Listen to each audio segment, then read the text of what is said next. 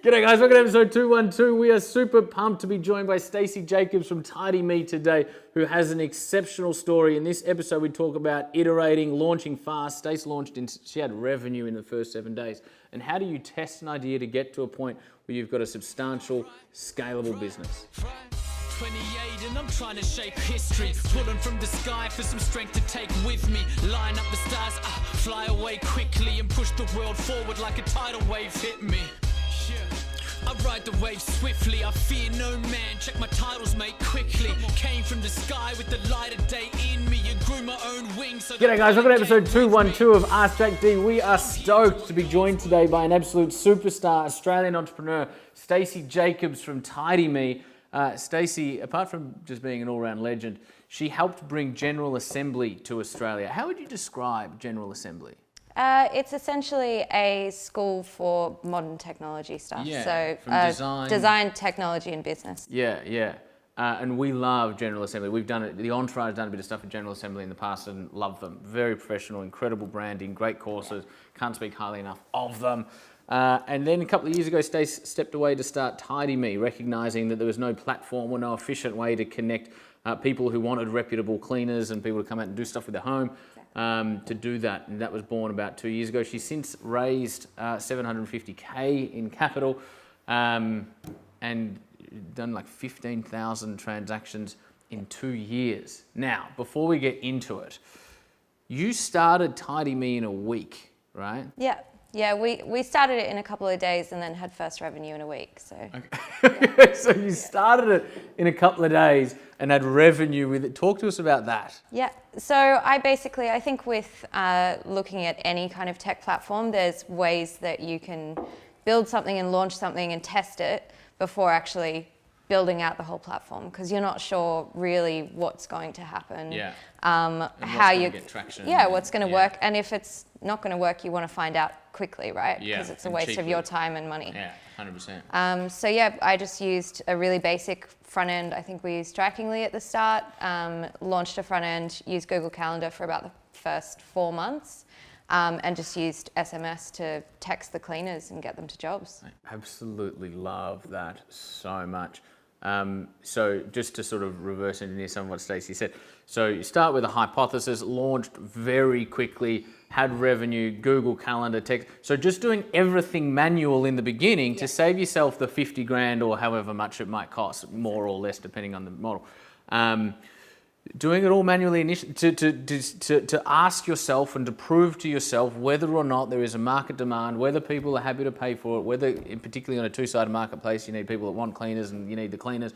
So testing all of that, proving it up, getting a bit of revenue in, and almost sort of self-funding as well as raising money from investors. Absolutely. And also working out what you need to build as well. I think that's the biggest thing of you can start with an idea and build something that's actually completely useless and have 100%. the worst functionality. Yeah. So. I would suggest that most startups that succeed look incredibly different 6 months in than what they did when they began, right? Because they did it right?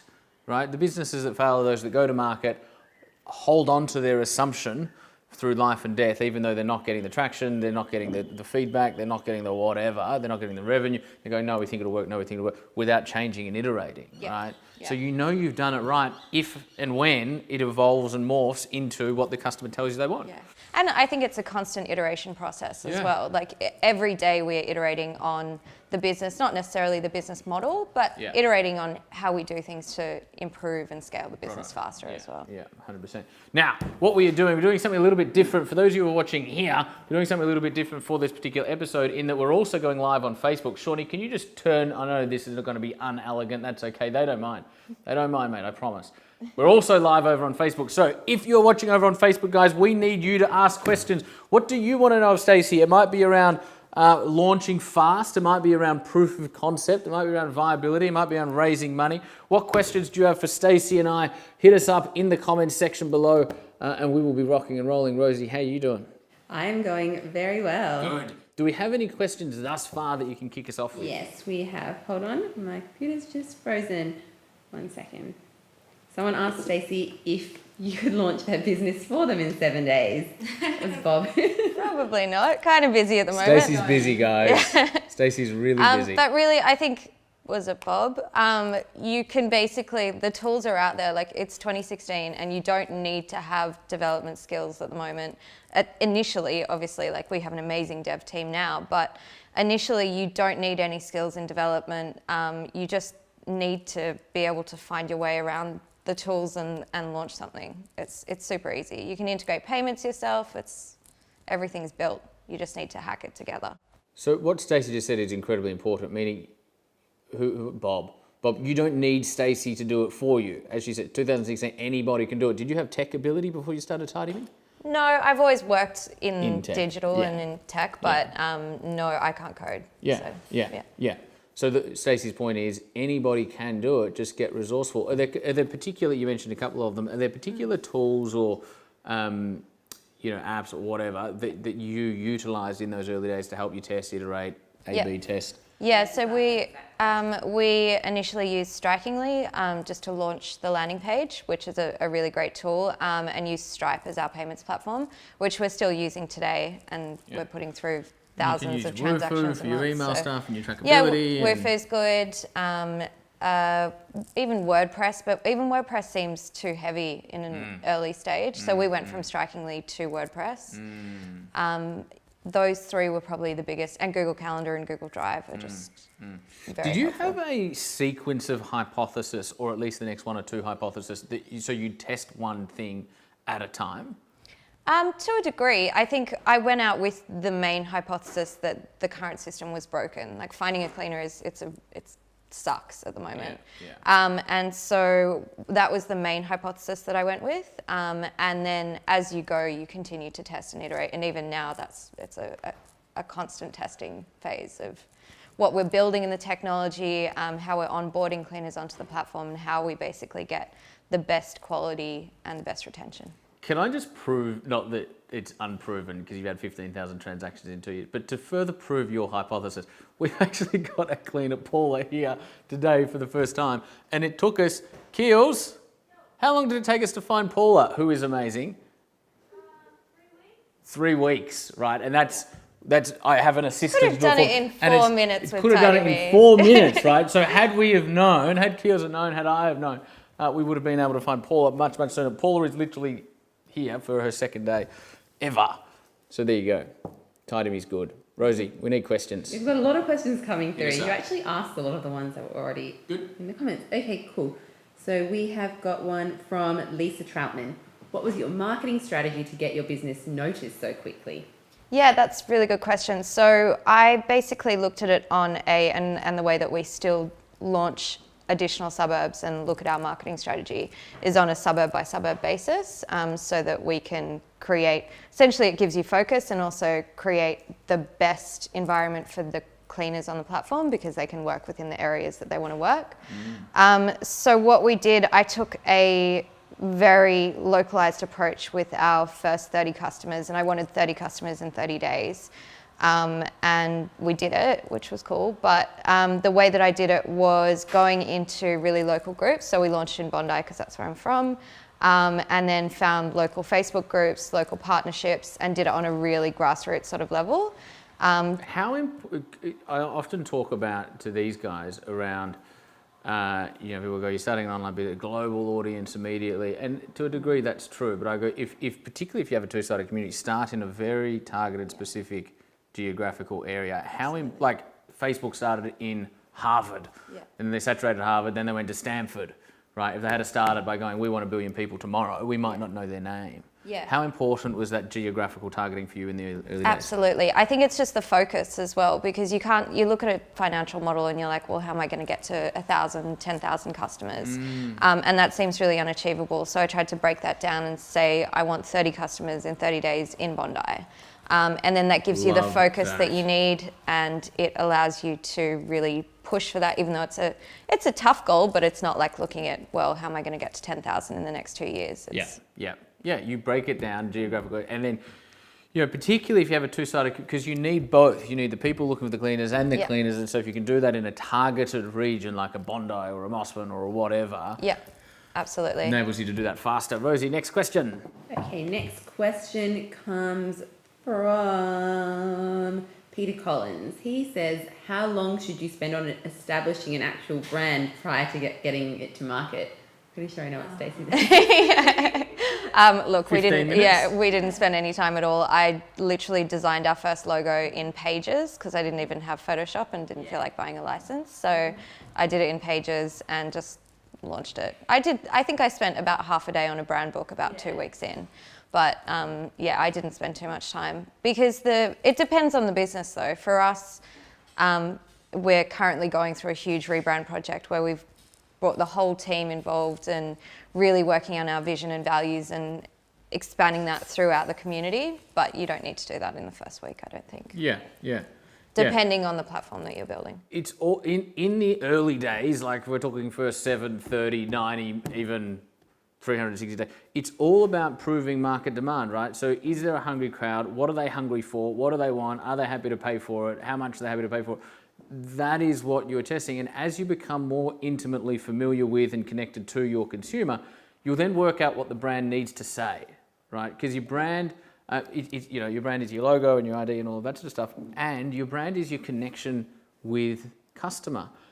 So if you're moving into a space that you don't have experience in, build that connection with customer first before you invest too much time or money into the branding. Because you essentially find out who your customer is as well. Like when you first start, you don't know who your customer is going to be. And with the tools that we mentioned before, they're good enough to make things look decent enough as well. Like 100%.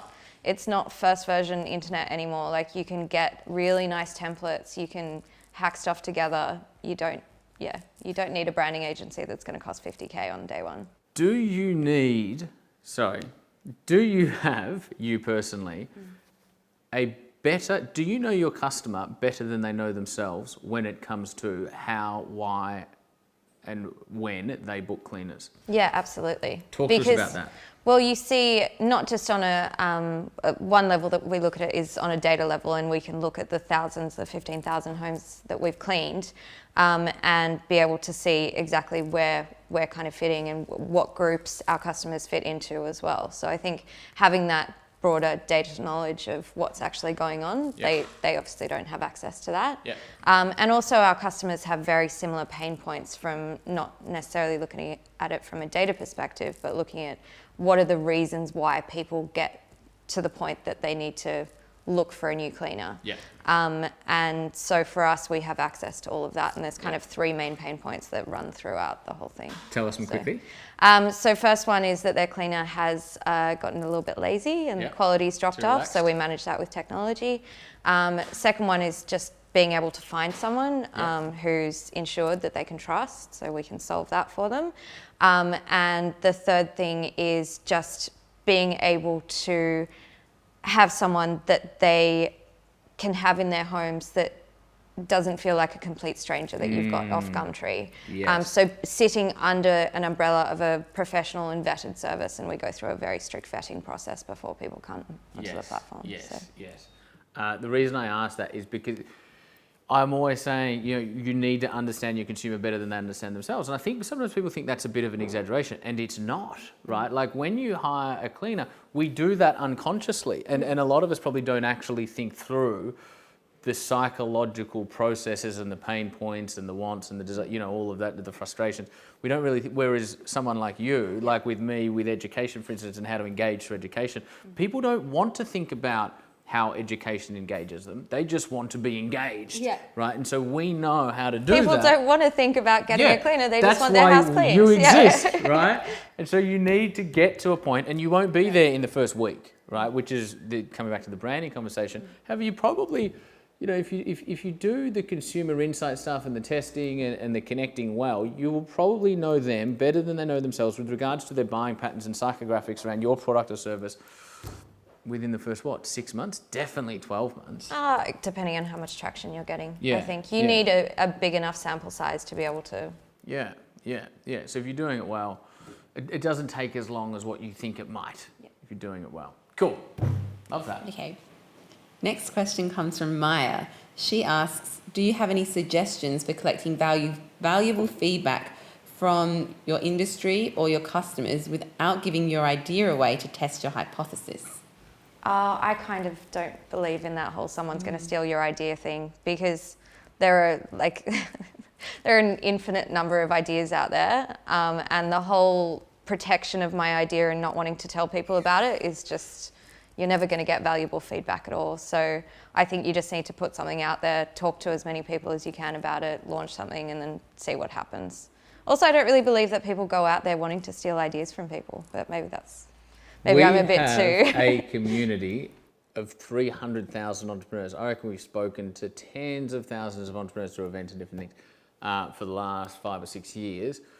Guess how many ideas I've seen stolen? None.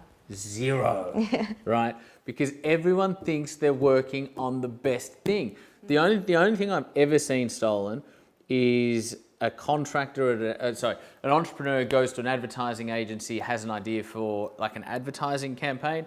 Advertising agency used that advertising idea for one of their clients, right? But they didn't steal a business idea. Yeah. They stole an idea for a marketing campaign. No one wants to steal your idea. No. The other side of that coin is, what's the alternative? Yeah, right? Like, not telling anyone and then launching a crappy project that no one wants. Yeah, like you never tell anyone about your business, it's dead anyway, because you never gave it a chance to live. And so, I'm with Stace, just, talk about it. Shout it from the hilltops. But then also, one point there Caveat. is that there will be a lot of people that tell you that it's a crap idea, and you need to, I think, with any idea, if you believe in it and you believe it's going to work, then stick by what you think as well. Yes. We did we do Ask Jack about this recently? Around naysayers. What we were talking about is, in terms of like criticism and stuff, is that there can be intelligent feedback from respectable, intelligent people. Listen to that, right? And you'll know. Or is it naysayers going, I want to tear you down because your success or potential success threatens me? Don't listen to them, fuck them. But sometimes, like in terms of market insight stuff, sometimes it'll be the criticism or the suggestions can help you build a better business. Yeah, I think it even goes deeper than that, though. That you will have people, even throughout the pitching process of getting investment, you'll have people they're not necessarily naysayers, they just don't believe that your business model is going to work. Naysayers. No, but they're intelligent investors. Naysayers. So you just need to, as a founder, I guess, and as a CEO, take on criticism as well as suggestions, and then make your decisions based on all of those opinions. Yeah. And that's not necessarily naysayers, though. No, but most traditional investors are. They're naysayers. Because they sit around and they go, if you haven't built $1 million in sold product yet, then I don't think you're, because they're traditional investors who are used to, particularly if they're VC, who are used to investing in traditional businesses, and that was the landscape 20 years ago, right? So they're stuck in that mindset. Whereas if you went to a pollinizer or a blackbird or a whoever, they probably won't say your idea unless they've substantiated that. I think I've probably had access to some pretty great, smart investors. So I haven't really, I sort of disagree with you. Yeah, good. We disagree. We're happy to disagree, aren't we, Stace? Yeah. Love disagreeing. Rosie, we're looking at you. You missed part of Maya's question. I think the other part was, how do you collect valuable feedback? Oh, okay, yeah. From customers. Yeah, from customers. Yeah. So, we get feedback from every single clean. So it's just a 5-star rating feedback, and we basically measure our success on that. And in the beginning, take us back to the landing page. When we didn't, I would just call every customer. And also, actually, the first 30 days, I went around to every customer's house and took them flowers and asked them about their experience, and then used that to kind of build the next. Yeah. So, Stacey, I love you. Because there's no, and I mean this really respectfully, this is a compliment. There's no magic in that. What did she do? She fucking called her customers, right? It can be that easy. You don't need an app that enables you to reach 10,000 people in 5 minutes in order to get consumer insight. If someone comes to your landing page, they submitted an inquiry, rather than just following the process that you will one day, you probably don't speak to every customer today, We still do, In but the- it's not do- me. No, but do you speak to them verbally or you get electronic feedback? We speak to them, not after every clean, Yeah. but yeah, we speak to every customer still. Yeah, because love that. customer service is so important. Totally, right? So Just because you're a technology business doesn't mean you shouldn't speak to your customers, I think. So pick up the phone, right? Customer insight can be and should be that simple. Love it. Next question. Okay, this one comes from Thomas. He asks, I know my business, but I have no idea about the name or the logo. What advice did you give? You get asked this a lot. People can't think of business names. just make one up. Don't worry about it. Like Starbucks. The fuck is Starbucks, right? Like, don't worry about I it. just don't think it's that important. Google. Like, yeah, don't. How did you think of the Entourage name? Well, that's actually a really good question. watching The because- Entourage? No, and this is why I actually don't like the name all that much anymore. We wanted a name that said underground movement and a bunch of people moving toward one common objective, which is the literal definition, interpretation of the word entourage, right? And so I almost didn't call it Entourage because of the TV show, because that's just really not good associations. So we'll be doing some work around that in the next 12 months. However, at the beginning, it was kind of exactly what we're saying now. It was like, I don't think I have the perfect name. I want something that says sort of underground revolution, bunch of people moving toward one common objective together. And so that was it. And so we picked it, right? So stay tuned. That's the other thing, is you can change it, right? Like the name that you pick and the name that you have for the first year, the first 5 years, the first 6 years, the first 10 years, you don't need to keep. Businesses rebrand all the time, right? It's not good to do it after 6 years, but you can do it after 6 or 12 months quite easily. Yeah, I probably wouldn't suggest changing it, but I think any name after a few years you're going to end up hating Sometimes anyway. you So need just to. go like. No, but sometimes you need But you to. hate the Entourage. I don't love TidyMe as a name, but it's like. Yeah, so we don't- just so- picked a so list you- of 10. You're going to end up hating it because No, you but live in that with it every instance, day. so in that instance, you might not change it. However, we've got, so I'm an advisor and on the board of another company who I won't mention, who had a name, very well-known company, very high following on social and all that sort of stuff, now going international, and they can't take that name international. So after being around for 4 or 5 years, substantial business, $12 million revenue, couldn't take the name, needed to change it, right?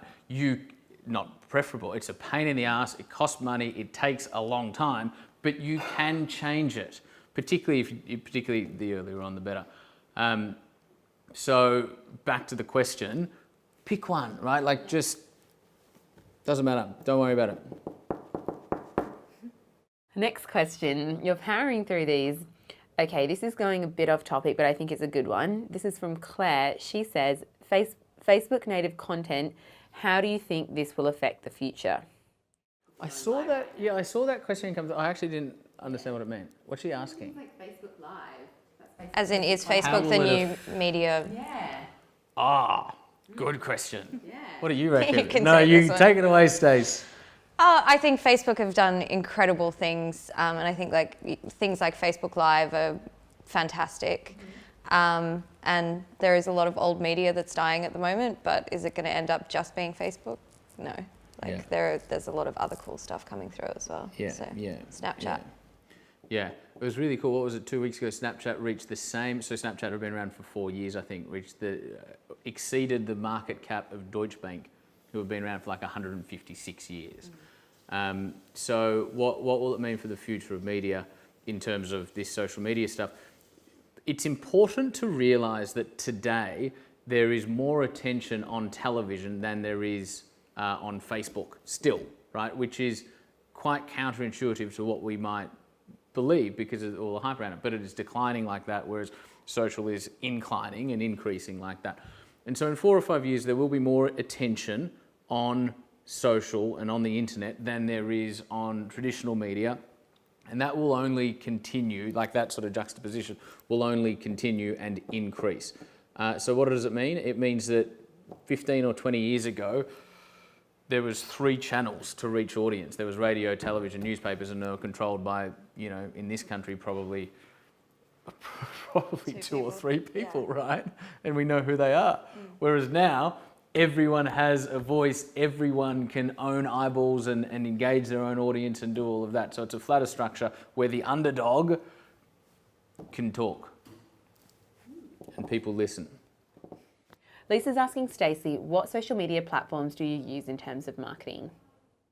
Yeah, so we use Facebook as a huge one for us, and particularly, as I said, in the early days of using that as a kind of grassroots tool of accessing communities was really, really important for us. So tapping into the mums communities on Facebook were huge. We also now use Instagram and Twitter as well, so it's kind of fits into the rest of our content strategy and our paid marketing strategy as well. Love it. Rosie, last question. Last question, okay?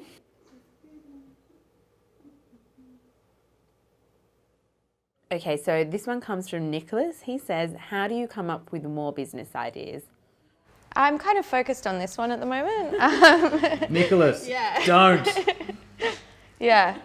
No, I'm kind of focused on, making sure that I see TidyMe through to the best of its ability and building it into the best company it can be. Yeah. There are constantly ideas floating around, obviously, but, you can, if Nicholas is looking for an idea, I think you can look to international markets. I think we're in a really fortunate position in Australia that we can look to international, and we are a little bit behind them generally. What concerns me is he said more. He didn't say A. That's true. More. Yeah. I think because Nicholas actually has been chatting to us, and I think what he means is how can he come up with his business idea? I think so, I'm not sure though. Yeah, so or if it's how do you come up with a business idea, where does a market segment have a demand, a problem large enough to satisfy the scale of the business that you want to build? If you're talking about more business ideas, i.e. we're currently driving TidyMe or currently driving the Entourage and we're looking for more, if you have more business ideas, take 2 Panadol, lie down, hope it goes away, and get back to executing on the business that you're already running. Yeah. And building that business, though, I think you can build that business through additional verticals, which you've done very well and we're doing in the future. Yeah. But I don't think you need the distraction of a completely new business idea coming into it. No, yeah, and you're right. So we've gone from Entourage to the Entourage and the Entourage Beanstalk Factory, which delivers entrepreneurial and innovation training to some of the biggest companies in the country, like Suncorp, Telstra, Hoyt, different governments around the country, as well as the Entourage Growth Fund. I think that's it. And then obviously making investments and stuff. But I do that, so firstly, you do that when the business gets to a certain point. So the Entourage is run under management effectively. I'm still there full time, but it is run under management, so I can diversify. And secondly, I do it really reluctantly. I only ever diversify if I literally can't say no. No is my default position when it comes to new businesses. And if I can't, it's just too good and I know we can execute really well and the demand's there, then I sort of reluctantly go, okay, we'll have a crack. But I don't do it happily. Execution is the main thing. Stacey, thank you. Well, firstly, Facebook, what I want to know from you guys is what was the main thing from this episode, and I'm actually going to take it one step further. The main thing Stacey said in this episode that you took from it. If you're watching the pre-record, what is the main thing that Stacey said in this episode? There was a bit of an aha moment for you. Stacey, thank you so much. Stacey's actually been with us. Did I just slur a lot? You're drunk. It's straight that. Stacey actually has joined us on stage at an unconvention before, in front of probably over 1,000 people. It was a Sydney one, wasn't it? Yeah. Yeah. And got heaps of good feedback. So I'm anticipating lots of good feedback from this episode as well. Thank you so much for joining us again. Thanks for having me. You will definitely be getting another invitation back. Thank you. If you can put up with us. Do you think you'll be coming back? Definitely. Yes. Thanks, guys. We'll see you in the next episode. So what that means right now is my head's in the cloud with my feet tied down. Looking at the world like it's me time now. Got my A-team here, left the B-side out.